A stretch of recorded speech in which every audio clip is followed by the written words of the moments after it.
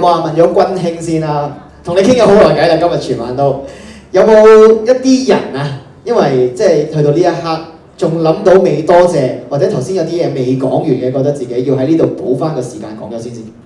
好多謝我經理人，我入行以嚟有3個經理人，4個，佢哋大家都幫咗我從一個外國翻嚟嘅鬼妹仔，乜嘢都唔識，慢慢湊大我成為今時今日一個演員，係佢哋幫我唔好行差踏錯，唔好即係要好乖、好專心去做嘢。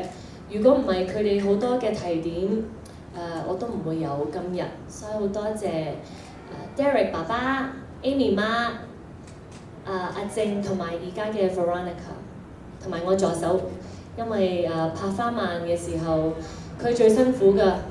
我助手 Cheryl 佢係幫我綁鞋帶，幫我拉裙鏈，因為我根本就坐唔低嘅花漫嗰啲衫嗰啲裙。咁乜都擔住，咁又幫我夜晚又冇得瞓，幫我睇劇本，同我對稿。咁好多謝佢啦。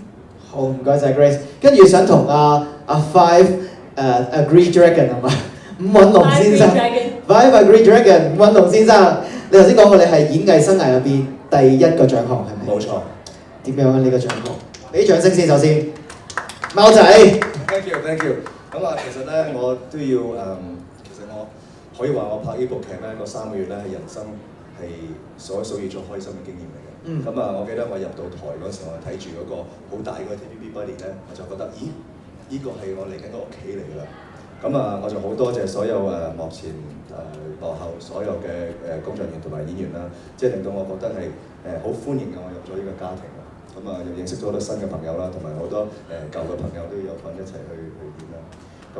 即係我喺台度嗰陣時咧就俾人趕㗎，所以就覺得可以多謝晒。你而家可以冇人撩你嘅呢度，你放心。OK， 好啊。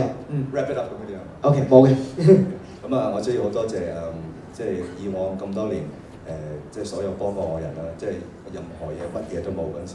我最初入行咧有個叫做 Mon 嘅經理人幫我啦。之後咧就話阿晶哥簽我翻嚟，一個我覺得自己係冇價值嘅人，佢簽我翻嚟俾機會我。公司入邊有好多經理人幫手，Amanda 啦，同埋我助手阿欣同埋阿 Gloria， 佢哋即係拍緊色仔，我有時好照顧我。同埋好多謝啲 fans 啦，當時冇講，有好多 fans 咧就係真係我乜嘢都冇嗰陣時咧，都好俾都好支持我跌到今日，我好感謝。如果我漏咗咩人咧，同埋兄弟姊妹啦，安志傑啊、建豪啊、霆鋒啊、天照啊等等，即係咁多年來都喺我身邊支持我，即係喺覺得自己係喺行冇價值嗰陣時，佢哋會提起我話 OK 嘅，遲早就 OK 嘅啦。感謝主啦 ，so thank you very much。